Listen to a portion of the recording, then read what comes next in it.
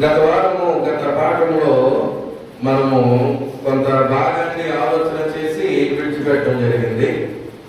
అదేంటంటేను, యాజకుడు పాపులను ఆకర్షించేవాడే ఉన్నాడు.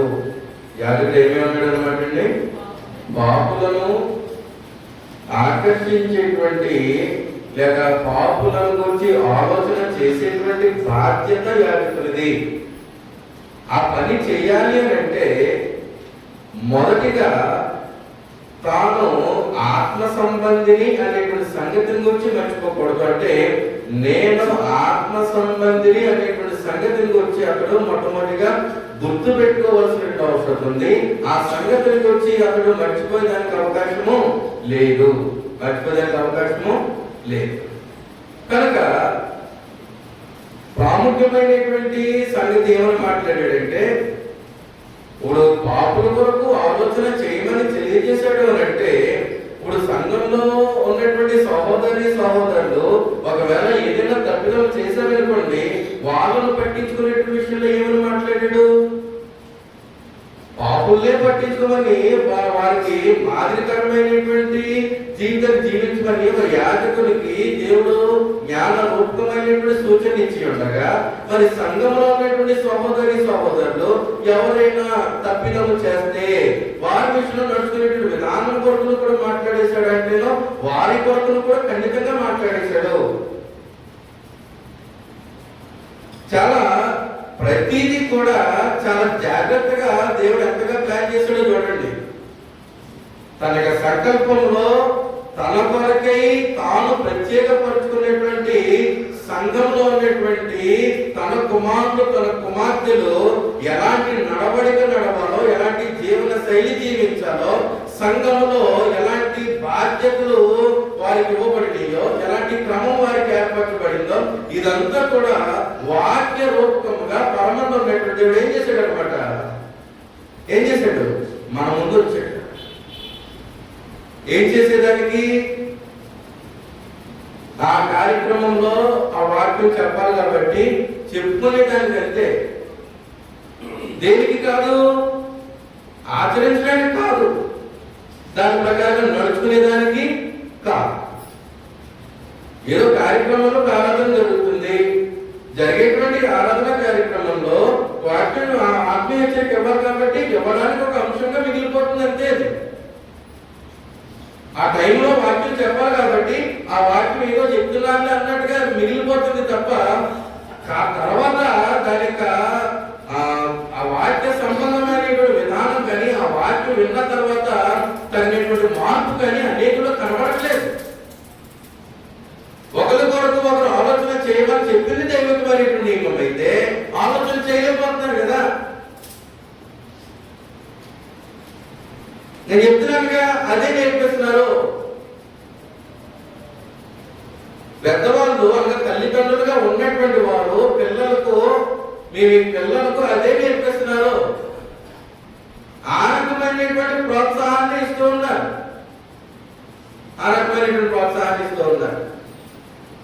దానికి ఉదాహరణ చెప్పినా, సంఘం ఎలా క్షేమాభివృద్ధి చెందుద్ది, సంఘం ఎలా ఎదుగుదల సాధిస్తుంది, సంఘం ఎలాగా ఇక్కడ చూసారా? ఏంటది? క్యాలెండర్ చూస్తున్నారా? ఈ జూలై నెలకి, జూలై ఆగస్టు సంబంధించినటువంటి ఆ పాఠం ఏంటది? నాణ్యతలో సంఘ క్షేమాభివృద్ధి. సంఘ క్షేమాభివృద్ధిలో ఎలా ఉండాలంట? నాణ్యత. నాశకంగా ఉండడానికి వీల్లేదు. మనం కొనేటువంటి కూరగాయలు, మనం కొనేటువంటి వస్తువులు, మనం కొనేటువంటి పదార్థాలు, సోయితో ఇవన్నీ మనకు ఎలా ఉండాలి? నూనె నాణ్యంగా ఉండాలి, తాగే నీరు నాణ్యంగా ఉండాలి, వేసుకునే వస్త్రం నాణ్యంగా ఉండాలి. అది తక్కువ రేటుకే కదా ఏది పడితే తీసేసుకుంటామా? వాళ్ళకు ఉన్నటువంటి స్తోమతను బట్టి తక్కువ రేటుకి తీసుకున్నా అందులో మళ్ళీ 4-5 సెలెక్ట్ చేసుకుని నచ్చింది ఏరుకుంటారు వేసుకునేటువంటి వస్త్రంలో. అంటే ఏం చేస్తున్నారు? క్వాలిటీ. కానీ భక్తి విషయంలో వచ్చేసరికి, దైవికమైనటువంటి ఆత్మ సంబంధమైనటువంటి జీవన విధాన విషయంలో వచ్చేసరికి there is no quality. They don't want quality. అవసరం ఇలాగున్న ఆత్మ సంబంధమైనటువంటి విధానం కొరకు ఆలోచన చేయలేనిటువంటి వారు నేను ఆత్మ సంబంధించినటువంటి సంగతి నుంచి ఎలా గ్రహిస్తారు? గ్రంథం మాట్లాడేటువంటి ప్రాముఖ్యమైనటువంటి సమాచారము ఆల్రెడీ గత వారం కూడా మీకు చదివి వినిపించినట్టున్నాను. కొలస్సీయులకు రాసిన పత్రిక 3:16 ఆత్మ సంబంధమైనటువంటి వ్యక్తి దేని చేత నింపబడిన వాడు ఇతడు. కొలస్సీయులకు రాసిన పత్రిక 3:16 సంగీతములతోనూ కీర్తనలతోనూ ఆత్మ సంబంధమైన పద్యములతోనూ ఒకరికొకడు బోధించుచు బుద్ధి చెప్పుచు కృపాసహితముగా మీ హృదయములలో దేవుని గురించి గానము చేయించు సమస్త విధములైన జ్ఞానముతో క్రీస్తు వాక్యము మీలో ఎలా ఉన్నది అన్నాడు? ఏముండాలి? క్రీస్తును గూర్చిన జ్ఞానము ఎలా ఉండాలంట? మీలో ఎలా ఉండాలి? సమృద్ధిగా అంటే వెళ్తుండేదానికి అవకాశం ఉందా? అరకొరగా ఉండేదానికి అవకాశం ఉందా? సమృద్ధి. ఇప్పుడు ఆకలేస్తుంది, ఆహారం తినాలి. సమృద్ధిగా తింటామా? అట తీరుగా తింటామా? లేదంటే కొంచెం తినేసి పట్టకపోతామా? చెప్పండి. సమృద్ధిగా తింటే కడుపు నిండా తినేసి కదా భోజనం దగ్గర నుంచి లభిస్తాము. వేసుకునే వస్త్రంలో సమృద్ధిగా వేసుకుంటాం, సగం సగం వేస్తామా? ఏదన్నా మన భౌతిక సంబంధమైనటువంటి జీవన విధానంలో అది ఏ పని చేసినా ఆ పనిని ఎలా చేస్తున్నాము? సమృద్ధిగా చేస్తామా, సగం సగం చేస్తామా? బద్దగస్తుడైతే సగం సగం చేస్తాడు. ఆ బద్దగస్తుడి కోసం పక్కన పెట్టండి. కానీ అనేక మంది ప్రజలుగా భూమి మీద వసించున్నటువంటి మానవులుగా మనం చేసేటువంటి మన దైనందిన పనులలో, మన భౌతిక పనులలో ఏ పని చేసినా సమృద్ధిగా చేస్తామా చేయమా? ప్రతి పని సంపూర్తిగా చేసుకుంటాం. ఇప్పుడు స్త్రీలు ఇల్లు ఉడుతూ ఉన్నారనుకోండి, సగం ఉడిచి వదిలేస్తారా? ఇంట్లో ఎక్కడి నుంచో తుడుచుకుంటూ వచ్చారు, సగం ఇల్లు వచ్చిన తర్వాత తుక్కుతో పాటు వచ్చారు, అక్కడ పోగొట్టారు, అలా మధ్యలో వదిలేస్తారా? ఏం చేస్తారు? మొత్తం తుడిసి పక్కన పెట్టడం, లేదంటే ఎత్తి డస్ట్బిన్ లో పాడేయడం, లేదంటే బయట చెత్త కుప్పలో పాడేయడం చేస్తారా? చేయరా? గిల్లు కడుగుతారు. సగం సగమే కడుగుతారా? మొత్తం చేస్తారా? ఏ పని కూడా ఆలోచన చేసుకుని మీ దైనందిన జీవన విధానంలో, మీ వృత్తులలో కానివ్వండి, మీరు ఇంటి దగ్గర చేసుకునే పనిలో కానివ్వండి, బయట చేసేటువంటి పనిలో కానివ్వండి, ఏ పని చేసినా అది సమృద్ధిగా జరుగుతుంది. ఒక్కడి తప్ప అనేకులలో, నేను అందరిని అంటలేదు, అనేకులలో కొంతమందిలో ఎలా ఉంటుందంటేనో సమృద్ధి లేదు.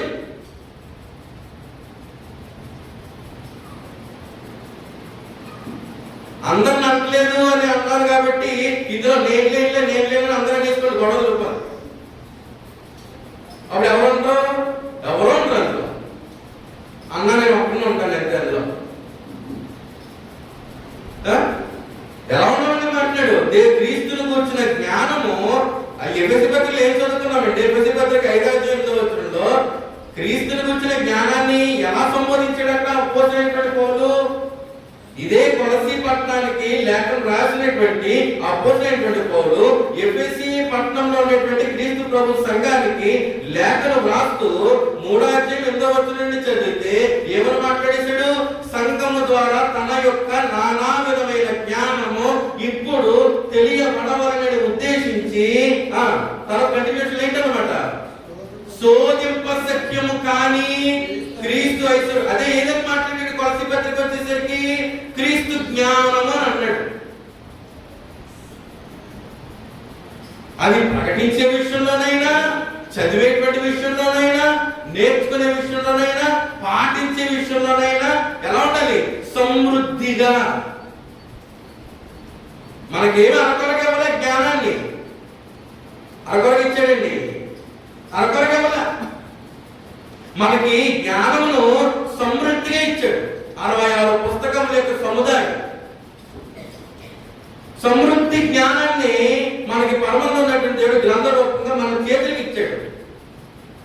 ఏది లోటు చేయలే. మన భౌతిక జీవితాలు, మన ఆత్మీయ జీవితాలు మారడానికి, బలపరచుకోవడానికి కావలసినటువంటి ప్రతి సమస్త విధమైనటువంటి జ్ఞానాన్ని ముద్రించి పరిశుద్ధ గ్రంథాన్ని మన చేతిలో పెట్టాడు పరలోకమైనటువంటి దేవుడు. అది నేర్చుకునేటువంటి వారు, చదివేటువంటి వారి యొక్క జీవితాల్లో ఆ జ్ఞానం ఎలా ఉండాలంట? ఎలా ఉండాలంటండి? సమృద్ధిగా ఉండాలి. అరకొరకు ఉండేదానికి లేదు, కుదరదు. అందులో ప్రాముఖ్యంగా మర్చిపోకండి, మనము రాజులైనటువంటి యాజకులము.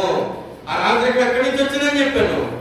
మన కొరకు ప్రాణం అర్పించిన మన రక్షకుడైనటువంటి తన కుమారుడైనటువంటి యేసు క్రీస్తు ద్వారా ఆయన రాజు, మనం పాలించేటువంటి రాజు ఉండగా ఆయనను బట్టి మనం కూడా ఏం చేశాడు? ఆ రాజరికము మనకి అనుగ్రహించి మనము కూడా రాజులైనటువంటి యాజకులముగా, పాత నిబంధనలో ఉన్నటువంటి లేవీలైనటువంటి యాజకులు కూడా మన ముందు ఎందుకు పనిచే అంత గొప్ప యాజక ధర్మాన్ని మనకు అనుగ్రహించాడు.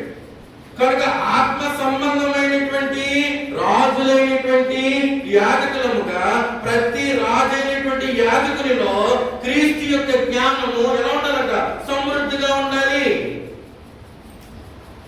ఆ జ్ఞానము సమృద్ధిగా ఉన్నప్పుడు మాత్రమే తాను యాజకుననే సంగతిని గుర్తించి తాను అర్పించవలసినటువంటి అర్పణలు అర్పిస్తూ తాను దేవునికి అనుకూలంగా జీవిస్తూ నాశనం అయిపోతున్నటువంటి లేదంటే తప్పిదములను ముందు కొనసాగుతున్నటువంటి సహోదరుల కొరకు ఆలోచన చేస్తూ అలాగే నశించిపోతున్నటువంటి ఆత్మల కొరకు కూడా ఏం చేస్తారనమాట? ఆలోచన చేస్తారు. ముందరి సంఘం నుండి ప్రారంభం కావాలి. తప్పిదము చేసిన వారిని తప్పిదము చేసినట్టుగానే వేలెత్తి చూపించేటువంటి స్వభావాన్ని గ్రంథం ఒప్పుకుంటా. ఏం చదువుతున్నామో, ఏం నేర్చుకుంటున్నామో, ఏం పాటిస్తున్నామో, ఎలా జీవిస్తున్నాం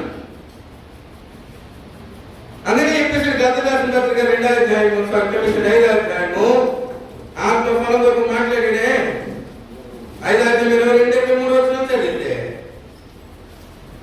గతదాసిన పత్రిక 5వ అధ్యాయము 22-23 వచనం చదివితే ఎవరు మాట్లాడేశాడు? అయితే ఆత్మఫలం ఏమనగా, ఆత్మఫలము ఏమనగా ఎవరికిది? ఇప్పుడు కొలసీ పత్రికలో లేఖన భాగం చదువుకున్నట్లుగా ఈ లేఖన భాగం ఎవరికి? కొలసీ పత్రికను బట్టి మాట్లాడాడు. చదువుకున్నామే 3వ అధ్యాయం 16వ వచనం చదువుకున్నాం కదా అండి. ఎవరికి? క్రీస్తు జ్ఞానము ఎవరిలో సమృద్ధిగా ఉంటుందో వాళ్ళను గురించి మాట్లాడితే వారికి ఆత్మఫలం ఏంటంటే, ఎవరికి? క్రీస్తు జ్ఞానం మీలో సమృద్ధిగా నివసించిన ఏమన్నాడా? ఎవరైతే క్రీస్తు జ్ఞానాన్ని వారిలో వారు సమృద్ధిగా నివసింప చేసుకుంటారో వారికి ఏంటన్నమాట? ఆత్మఫలం ఏమనగా దేవుడు ఇచ్చేటువంటి ఫలం. ఆ సమృద్ధి అయినటువంటి క్రీస్తు జ్ఞానము ద్వారా దేవుడు ఇచ్చేటువంటి ఫలం ఏంటో తెలుసా? ప్రేమ, సంతోషము దేవుడు ఇచ్చేటువంటిది.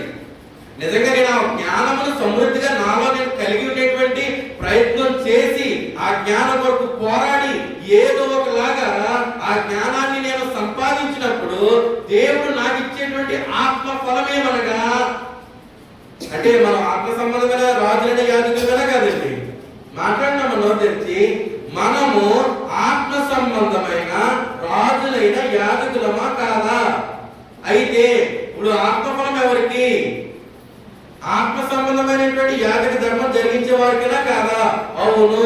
అయితే ఆ ఆత్మఫలము ఆ రాజులైనటువంటి యాజకులకి ఏంటంటే దేవుడు ఇచ్చింది ఏంటంటే నెంబర్ 1 ప్రేమ, సంతోషము, సమాధానము, దీర్ఘశాంతము, దయాలుత్వము, మంచితనము, విశ్వాసము, సాత్వికము, ఆశ. ఈ 9 క్రీస్తు జ్ఞానము మనలో సమృద్ధిగా నివసింప చేసుకుంటే ఈ 9 ఆత్మ ఫలాలను దేవుడు మనకి దయచేస్తున్నాడు. అంటే ఈ లక్షణాలు క్రీస్తు జ్ఞానము సమృద్ధిగా కలిగిన వారు ప్రతి ఒక్కరు కూడా, అనగా ప్రతి సహోదరుడు ప్రతి సహోదరి కూడా ఈ లక్షణాలు మాత్రమే కలిగి ఉంటారు. నిజంగా క్రీస్తు జ్ఞానం కలిగి ఉంటే. లేకపోతే కారణం ఏంటంటేనో నువ్వు నిజంగా ఆత్మ సంబంధంగా ఆలోచన చేస్తే చూడండి 23వ వచనంలో మాట్లాడుతున్నాడు. 23వ వచనంలో ఇట్టి వాటికి ప్రేమ, సంతోషము, సమాధానము, దీర్ఘశాంతము, దయాళుత్వము, మంచితనము, విశ్వాసము, సాత్వికము, ఆశా నిగ్రహము అనబడినటువంటి ఇట్టి వాటికి విరోధమైనటువంటి నియమమేదియు లేదు. అంటే ఆత్మ సంబంధి కేవలం వేటిని మాత్రమే కలిగి ఉండాలి? మరి చెప్పండి, వేటిని మాత్రమే కలిగి ఉండాలి? ప్రేమ, చెప్పండి గట్టిగా, ప్రేమ, సంతోషము, సమాధానము, దీర్ఘశాంతము, దయాళుత్వము, మంచితనము, విశ్వాసము, సాత్వికము, ఆశా నిగ్రహము. ఇట్టి వాటికి వేరే నియమం లేదు కాబట్టి ఇవి మాత్రమే ప్రతి ఒక్కరు కూడా మనము కలిగి ఉండాలి. అందుకే ముందు పాటలు ఏం నేర్చుకున్నామో ఇదే యాజక ధర్మం కొరకు ఆలోచన చేస్తూ మొట్టమొదటిగా దేవుని వాక్యానికి గౌరవాన్ని ఇవ్వాలి.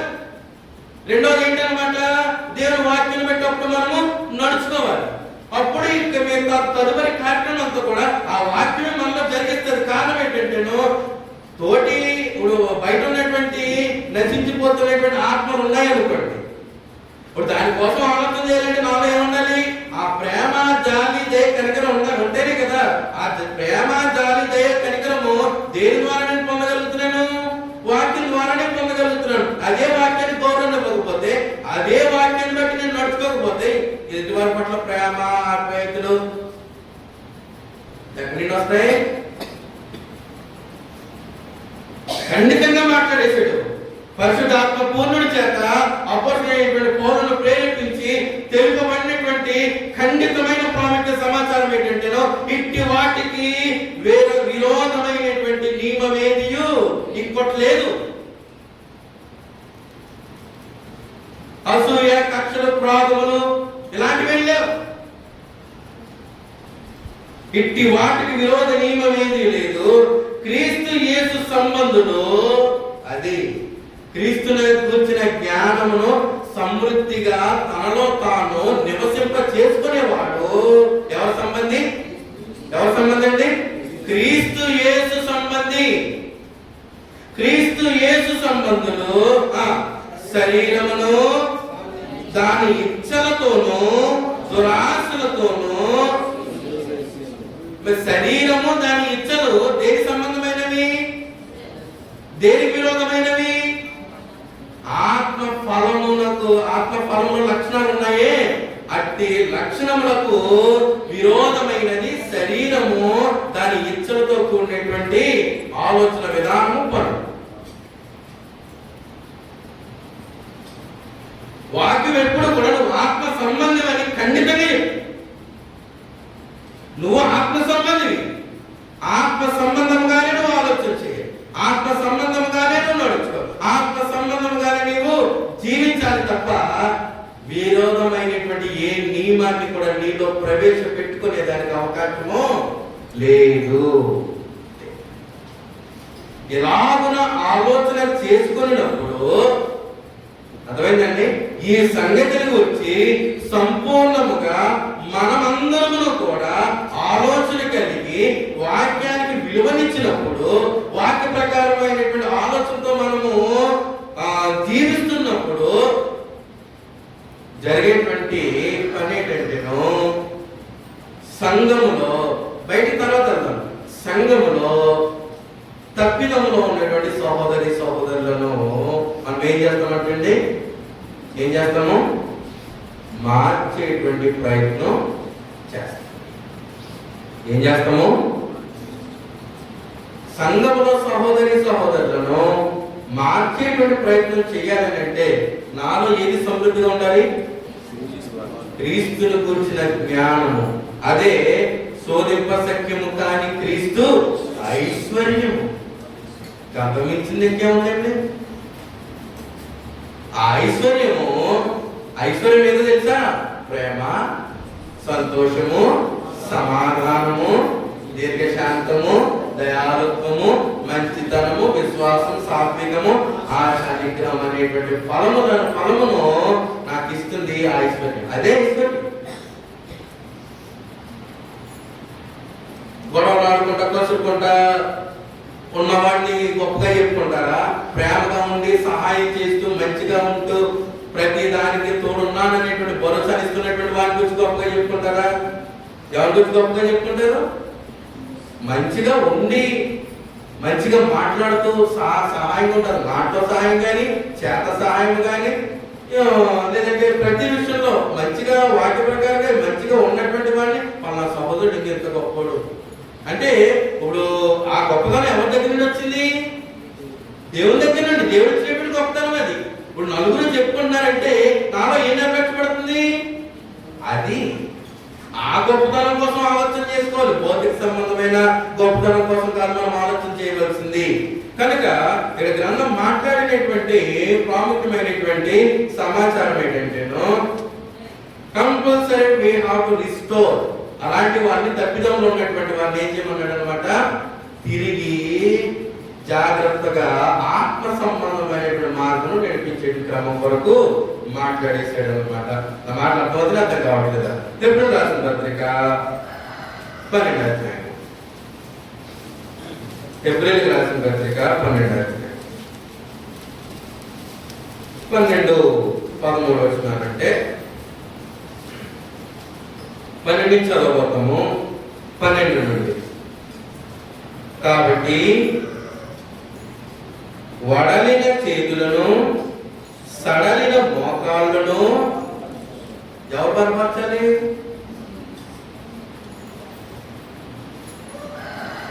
మొత్తానికి ఊడిపడిపోయిన దానికోసం మాట్లాడలా. ఊడిపడిపోయిన దాన్ని ఎలా చేయగలమా? వెబ్బే విరిగిందని చెప్ప కొన్ని వారం మీకు కొన్నిసార్లు ఉదాహరణ చెప్పని చెప్తుందా? విరిగినటువంటి చెయ్య దాన్ని రిస్టోర్ చేసేదానికి అవకాశం ఉందా? విరిగిన చేతికి పట్టుబెట్టో లేదంటే ఆపరేషన్ చేసి రాడ్లు పెట్టో ఏం చేస్తారన్నమాట? అతుకుతున్నారా అతకట్లేదా? అదే మొత్తాన్ని కూడిపడిపోతే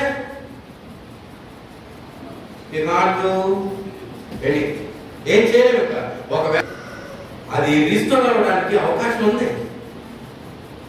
అది పునరుద్ధరింపబడటానికి లేదంటే తిరిగి మళ్ళీ అతుకుపడటానికి అవకాశం ఉందా లేదా? అవకాశం ఉంది, అవకాశం. కనుక వడలిన చేతులను, సడలిన మోకాళ్ళను ఏం చేయమన్నాడు? బలపరచుడి. అంటే అవి ఏమవుతాయి అన్నమాట? తిరిగి పునరుద్ధరింపబడేదానికి అవకాశం ఉంది, అందుకే బలపరచమంటున్నాడు. కనుక మరియు కుంటికాలు గనకక బాగుపడి నిమిత్తము మీ పాదములకు మార్గములను ఏం చేయమంటున్నాడు? వెనకుండా ఏం చేయమంటున్నాడు? మీ పాదములకు మార్గమును ఏం చేయమంటున్నాడు? దేని ద్వారా? దీనికి వాక్యం ఏది? తక్కువ చెప్పండి. కీర్తన గ్రంథం 119వ కీర్తన. నీ వాక్యము 105వ చరణంలో, నా పాదములకు దీపమును, నా త్రోవకు వెలిగి ఉంటుంది. ఆ వాక్యం చేత నా కాళ్ళు అయిపోకుండా, తొట్టిల్లకుండా దేవునికి మార్గం నడిపించుకునేటువంటి విధానం దేవుడు అనుగ్రహించేటువంటి గొప్ప భాగ్యం. నా మాటలు అర్థమవుతున్నాయా? ఎవరైనా మాట్లాడబోతున్నాయా? కనుక ఏం చెప్పేసాడు చూడండి గ్రంథం ఒకసారి. కుంటికాలు వెనకక బాగుపడి నిమిత్తము మీ పాదములకు మార్గములను ఏం చేయమన్నాడు? సరళము చేసుకొనుడి. అందరితో సమాధానమును పరిశుద్ధతయు కలిగి ఉండుటకు. వడలిన చేతులు, సడలిన కాళ్ళు గల సహోదరి సహోదరులతో ఎలా ఉండడానికి ప్రయత్నం చేయమంటున్నాడు? ఎలా ఉండడానికి ప్రయత్నం చేయమంటున్నాడు? అందరితో సమాధానమును పరిశుద్ధతయు కలిగి ఉండుటకు ఏం చేయమంటున్నాడు? ప్రయత్నం చేయమంటున్నాడు. ఒకవేళ ప్రయత్నంలో కనుక అతడు ఆ ప్రయత్నాన్ని నిరాకరిస్తే కనుక ఇక అలాంటి వాడిని ఏం చేయమన్నాడు? అన్యునిగా ఎంచమని చెప్పాడు. అలాంటి వాడిని ఏం చేయమని చెప్పాడు? అన్యునిగా ఎంచమని చెప్పాడు. కారణం ఏంటంటే ఇక్కడ తెలియచేయబడినటువంటి ప్రాముఖ్యమైనటువంటి సమాచారము మళ్ళీ 14 నుండి, అందరితో సమాధానమును పరిశుద్ధతయు కలిగి ఉండుటకు ప్రయత్నించుడి. పరిశుద్ధత లేకుండా ఎవరును ప్రభువును, ఇది మెయిన్ పాయింట్ అన్నమాట. ప్రతి ఒక్కరు దృష్టిలో పెట్టుకోవాల్సింది ఏంటంటే, పరిశుద్ధత లేకుండా ఎవరు చూడలేడు? ప్రభువును చూడలేడు. కనుక నేను చూస్తే సరిపోదు, నా సహోదరుడు నా సహోదరి ప్రభువును చూడాలని ఆలోచన ఉండాలి, ఏకాగ్రత ఉండాలి, బాధ్యత ఉండాలి. అయ్యో నా తోటి సహోదరుడు పని చేయడం ద్వారా ప్రభుని చూసే అవకాశం కోల్పోతున్నాడే, నా సహోదరుడు కొరకు నేను ఆలోచన చేయాలి, నా సహోదరుడు కూడా నాతో పాటు అనగా నేను నా సహోదరుడు కలిసి నా ప్రభుని చూడాలనేటువంటి ఆలోచన ప్రతి ఒక్కరికి ప్రతి ఒక్కరికి కరెక్ట్. నా నియమం కాదు, దేవుని నియమం. ఎవరు ప్రభువుని చూడడు, మీలో ఎవడైనాను ఇక్కడ ఏం చెప్పేశాడు, దేవుని కృపను పొందకుండా తప్పిపోలేమో అనియు చేదైన వేరు ఏదైనాను మొలిచి కలవరపరచుట వలన అనేకుడు అపవిత్రులైపోదురేమో అనియు. అయిపోతున్నారు కదా. చేదైన వేరు ఏదైనా మొలుస్తుంది, జాగ్రత్త అని ముందుగానే చెప్పేశాడు దేవుడు. భవిష్యత్ జ్ఞానం కలిగిన వాడే మొలుస్తున్నప్పటికీ ఆ వేరే రుచిగా ఉందంటే ఆడేం చేస్తాడు? ఆ చేదైనటువంటి వేరే రుచిగా ఉందంటే ఎవడేం చేస్తాడు? అప్పుడు చెట్టు అంతా కూడా ఏమవుతుంది, దాని ఫలాలు కూడా ఏమవుతాయి? ఎవడు తింటాడు? ఎవడో వస్తుంది. ఆ చేదు ఆ చెట్టుతోనే ఉంటుంది. ఆ చేదు ఎవరితో ఉంటుంది? ఆ చెట్టుతోనే ఉంటుంది. మళ్ళీ అందులో తప్పు ఉన్నదని తెలిసిన మళ్ళీ ఎవరైనా పొందడా? కనుక అది ఎక్కడున్నప్పుడు కూర్చేదంట, చేదైన వేరు ఏదైనా మొలిచిందేమో వేరు ఉన్నప్పుడే కట్ చేసే, అది మళ్ళీ చెట్టుకు పాకిదాకా ఉండకూడదు. చేదైన వేరు ఏదైనా మంచి కలపరచడం వలన అనేకులు ఏమైపోతున్నారంట, అపవిత్రులై పోదురేమో అని ఏం చేయమంటున్నాడు? మీలో ఎవడైనాను దేవుని కృపను పొందకుండా ఏమవుతారు, తప్పిపోతారేమో అని, ఎక్కడ అపవిత్రులు అయిపోతారేమోనని జాగ్రత్తగా చూసుకోమంటున్నాడు. ఉదాహరణకి ఎవరిని తీసుకున్నాడు? అక్కడ యాసావుని తీసుకున్నాడు. ఏదది? చేదైన వేరు మొలిచి ఒళ్ళంతా పాకేసింది ఎవరికి? యాసావుకి. దానికి క్రమంలో ఏమని మాట్లాడాడు? ఒక పూట కూటి కొరకు, ఆయన తిండి ముఖ్యం, నా పొట్ట నా కడుపు నిండాలి. ఒక పూట కూటి కొరకు తన జ్యేష్ఠత్వపు హక్కును అమ్మివేసిన అది చేదైన వేరు మొలిచిందనుకో, దేవుడు లేదు, సంఘము లేదు, సహోదరుడు లేదు, దైవజనుడు లేదు, ఎవరు లేదు.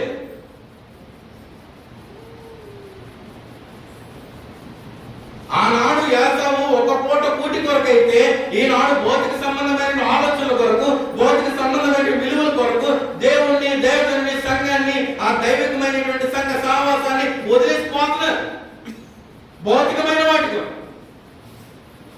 అందులో దైవికమైనటువంటిది ఒక్కటి కూడా ఉండదు.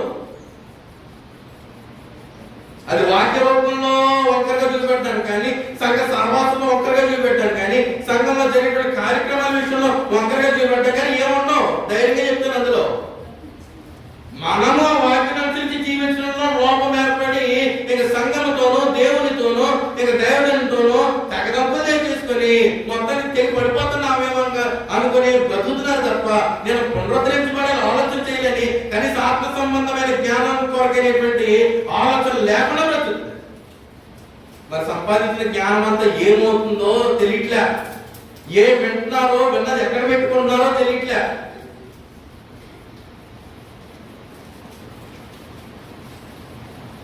ఎంత జాగ్రత్తగా ఉన్నారో తెలుసా దైవికమైనటువంటి విధానం కోసం.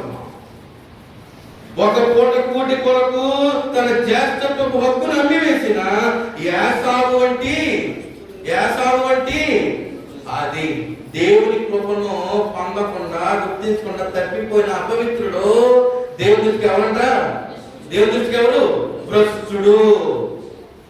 ఆ భ్రష్టత్వము నిన్ను అలుముకొనక ముందే ఆ చేదైన వేరును ఏం చేయాలి?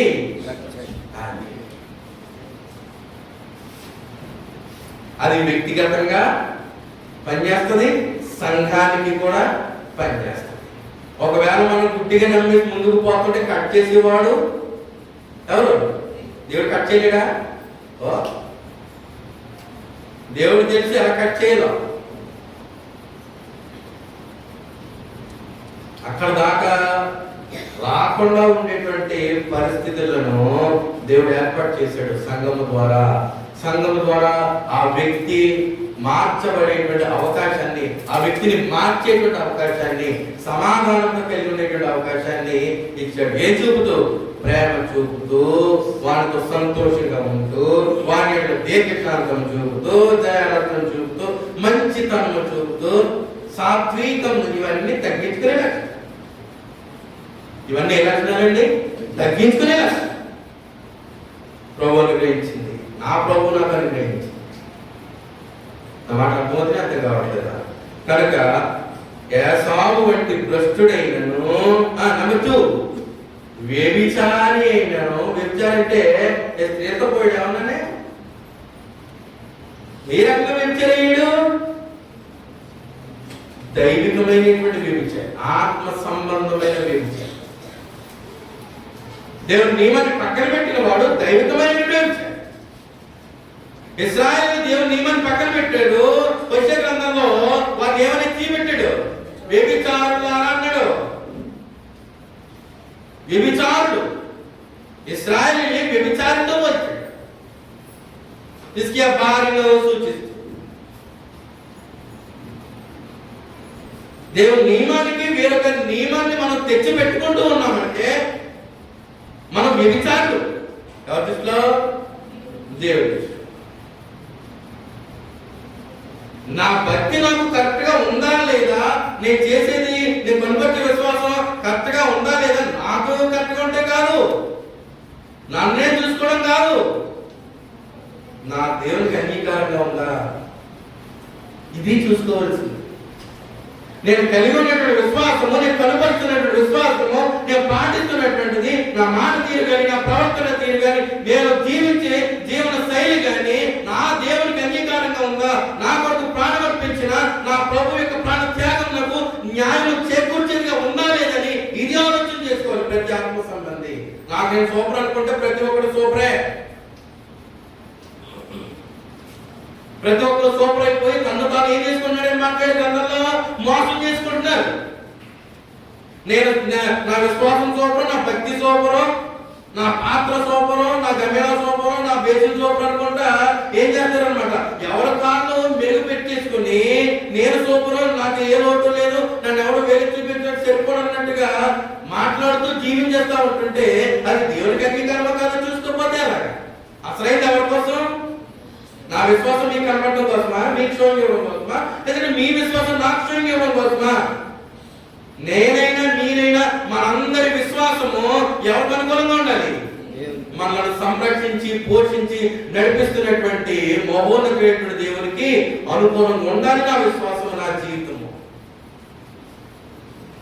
అది ఆలోచించి. ఎందుకంటే యాజకుడు రాజు అయినటువంటి వాడు, రాజు అయినటువంటి యాజకుడు కనుక అతడు ఆత్మ సంబంధమైనటువంటి ఆత్మను నడిపించడానికి మాత్రమే ఎన్నిక చేయబడిన వాడు కనుక అతడు తప్పక దేని కొరకు మాత్రమే ఆలోచన చేయాలి? ఆత్మ సంబంధమైన సంగతుల కొరకు మాత్రమే అతడు ఆలోచన చేయాలి తప్ప దేని కొరకు ఆలోచన చేయకూడదు. భౌతికమైనటువంటి వాటి కొరకు శరీరముతోనూ దాని ఇచ్చలతోనూ ఆత్మ సంబంధమైనటువంటి రాజైన యాజకుడు ఏం చేయబడి ఉన్నాడు? ఏం చేయబడి ఉన్నాడు? సిలువ వేయబడి ఉన్నాడు. మాట అర్థం కాదుగా. ఆత్మ సంబంధమైన యాజకుడు శరీరముతోనూ దాని ఇచ్చలతోనూ ఏం చేయబడి ఉన్నాడు? సిలువ వేయబడి ఉన్నాడు. సిలువ వేయబడి. సిలువ వేయబడడం అంటే మళ్ళీ ఆ లక్షణం మళ్ళీ తిరిగి వచ్చేదానికి అవకాశము ఉండకూడదు. మారాలి. వాటిని వినే కొద్దీ మనం ఏం చేయబడుతుండాలి? మారుతూనే ఉండాలి. కనుక ఏం చెప్పేశాడు? యాసవ వంటి భ్రష్టుడైనను, అలాంటి పదాలు వాడాడు. వ్యభిచారి అయినను ఉండునేమో నీవు, మీరు ఎవరైనా ఉన్నారేమో నీవు జాగ్రత్తగా చూసుకున్నది. యాసవు ఆ తర్వాత అన్ని అయిపోయాక, అన్ని అయిపోయాకంటే అన్ని అమ్మేసి తన జాగ్రత్త హక్కును ఏం చేశాడు? అమ్మేసిన తర్వాత బ్రేక్ కావాల్సి వచ్చింది. దాని విలువ తెలిసింది. ఒక పూట కూటి కొరకు ఏ జాగ్రత్త హక్కును అమ్మేశాడో దాని విలువేంటో అమ్మేసిందంట తెలిసింది కనుక ఇప్పుడు కావాలి. I'm also waiting for that time. అలాంటి పరిస్థితులు దేవుని నుంచి దూరం అయిపోయిన వాళ్ళతో రాకుండా పోవు. దాని విలువ, దేవుని యొక్క విలువ, సంఘం యొక్క విలువ, ఆ సహవాసం విలువ తెలియకుండా పోవు. ఎప్పటికైనా దేవుడు చెప్తాడుగా, భూమి మీద బతుకున్నప్పుడే దాని యొక్క పర్యవసానంలో ఏం చేస్తాం అనమాట, అనుభవిస్తాం, అనుభవించి తీరుతాం. కనుక ఆ క్రమంలోనే యాసవ తర్వాత ఆశీర్వాదము పొందకోరి కన్నీళ్లు విడిచాడు. ఇప్పుడు అయితే మనలో అతి విశ్వాసం కలిగిన వారు ఏం చేస్తారంటే, అలాగా క్రీస్తు తగ్గించుకోమన్నాడు కదండి, ఏడుస్తున్నాడు కదా, పోలే వదిలేండి, అతను ఏడుస్తున్నాడు ఎందుకు, మళ్ళీ అతను ఏడుపు మాకు తెలియజేస్తుంది అంటే రెడీ పదాలు రావనుకోకండి, మన దగ్గర వస్తాయి. నేను విన్నాను చెప్తా. అలాంటి పరిస్థితుల్లో ఏడుస్తున్నాడు వదిలేండి.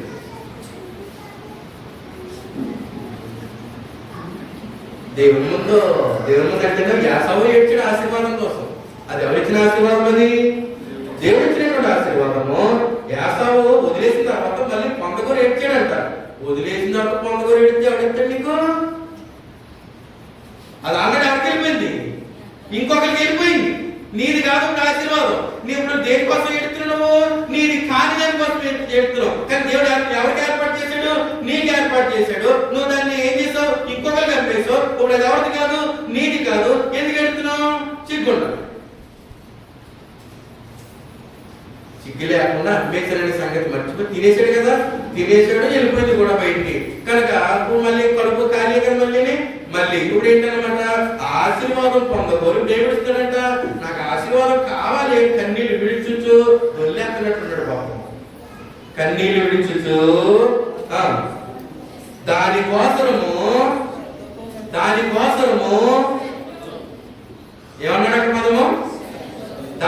దేనికోసం?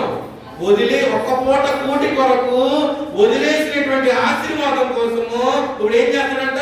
ఇప్పుడు ఏమొచ్చేసిందంట? శ్రద్ధ. మరి ముందు దేవుడు ఇచ్చినప్పుడు ఏమైంది? అమ్మేయాలి, ఒక పూట కూటి కొరకు కలగూర వంటకం కోసం అమ్మేయాలనుకున్నప్పుడు ఏమైంది ఆలోచన?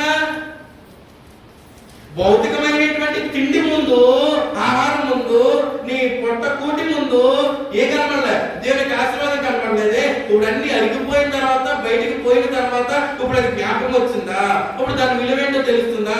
ఇప్పుడు కావాలా నీకు? కుదరదు. మనం లాజిక్స్ తో మనం కరిగిపోయి అవకాశం ఇచ్చేస్తామేమో మనం పొడుచుకోవడానికి.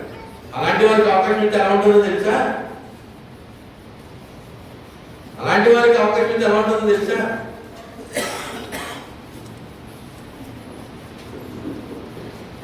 దానికి ఉదాహరణ చెప్పండి ఒకసారి. ఇప్పుడు తెగిపోయిన చేతిని అతికేటువంటి వైద్యం కూడా వచ్చింది. కాకపోతే ఇన్ టైంలో జరగాలి. అంటే తెగిపోయిన తర్వాత చేయగానే అవయవం కానీ విత్-ఇన్ 5 minutes ఎందులో పెట్టాలంట? ఐస్లో పెట్టాలంట. ఐస్లో పెట్టి తొందరగా అది అరగంట గంట లోపల పేషెంట్ ని, ఆ వ్యక్తిని తొందరగా తీసుకెళ్తే, ఈ లోపల ఐస్లో పెట్టారు కాబట్టి ఐస్ని పెట్టి తొందరగా అందులో ఉన్నటువంటి కణాలు చచ్చిపోవంట. అప్పుడు ఏం చేసేటువంటి అవకాశం ఉంటుంది? ఆపరేషన్ చేసేటువంటి అవకాశం ఉంటుంది. కొంత తెగిపోయింది, ఏదో ఒకలాగా ఐస్ బాక్స్ లో పెట్టి తీసుకెళ్లి ఆపరేషన్ చేయించారు. కానీ ముందు నుంచి అతుకుబడి ఉన్నటువంటి చేతిలాగా ఇది పనిచేస్తుంది. అప్పుడు ఎలా ఉంటుంది? వంకర ఇప్పుడు వంకరైనా తెగిపోయింది, తెగిపోయిందని అతికించాము, సక్రమంగా పనిచేయదు. అది ఏం చేస్తూ ఉంటది? సక్రమంగా పనిచేయకపోగా దీనివల్ల దేహాన్ని అంతా ఏం చేస్తుంటది? ఇబ్బంది పెడుతూ ఉంటది. అనుకోకుండా గబాన్ని చేయాలి కదా, ఏ పని లేపేసాం అనుకోండి, సులువు అంటారు, చేయనిప్పి వస్తుంది. సులువుగా ఏ పని చేయలేము, ఏ బరువులు ఎత్తలేము. ఇక్కడ నొప్పి వచ్చిందంటే ఉల్లంతా దాన్ని అనుభవిస్తుందా?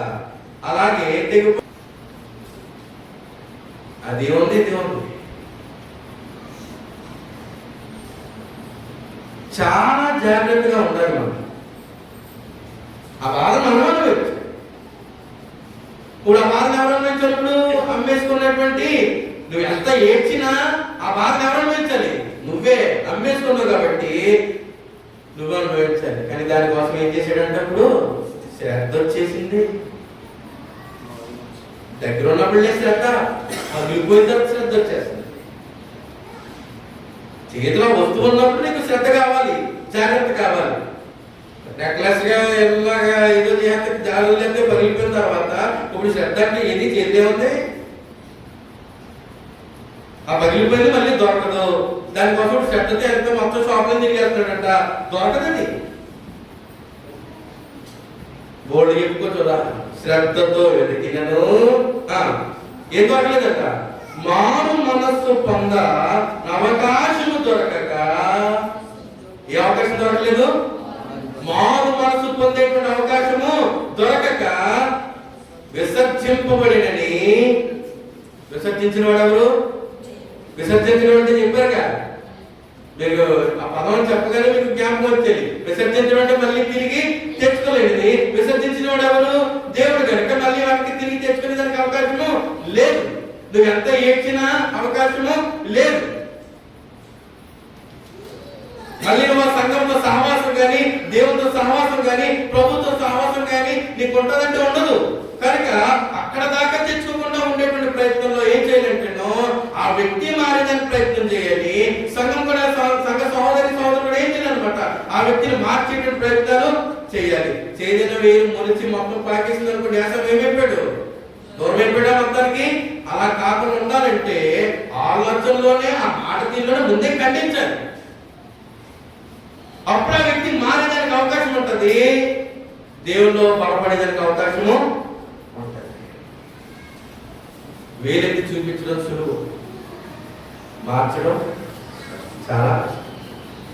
ఆ ప్రేమ కలిగి సహోదరులతో బాంధవ్యాన్ని ఏర్పరచుకోవడం అంటేనో చాలా కష్టం తెలిసేది. అనేకులు నిర్లక్ష్యం చేయడం గల కారణం ఏంటంటే మన పనులు తెలుసుకోవాలి. దాన్ని కొంత సమయాన్ని, మన సమయాన్ని వాళ్ళ కొరకు కేటాయించాలి. కాబట్టి నా టైంని నేను పోగొట్టుకోను, ఈ నిర్ణయంలో ఉండిపోయాను. ఆ కారణం చేత సహోదరుల కొరకు ఆలోచన చేయలేకపోతున్నారు, సంఘం కొరకు ఆలోచన చేయలేకపోతున్నారు, సంఘంలో జరిగే కార్యక్రమాల కోసం కూడా ఆలోచన చేయలేకపోతున్నారు. సైనికులు ఎంత సులువుగా మానేస్తారో, ఎంత సులువుగా మానేస్తారు, ఎంత సులువుగా పక్కన పెడతారో దేవుడు.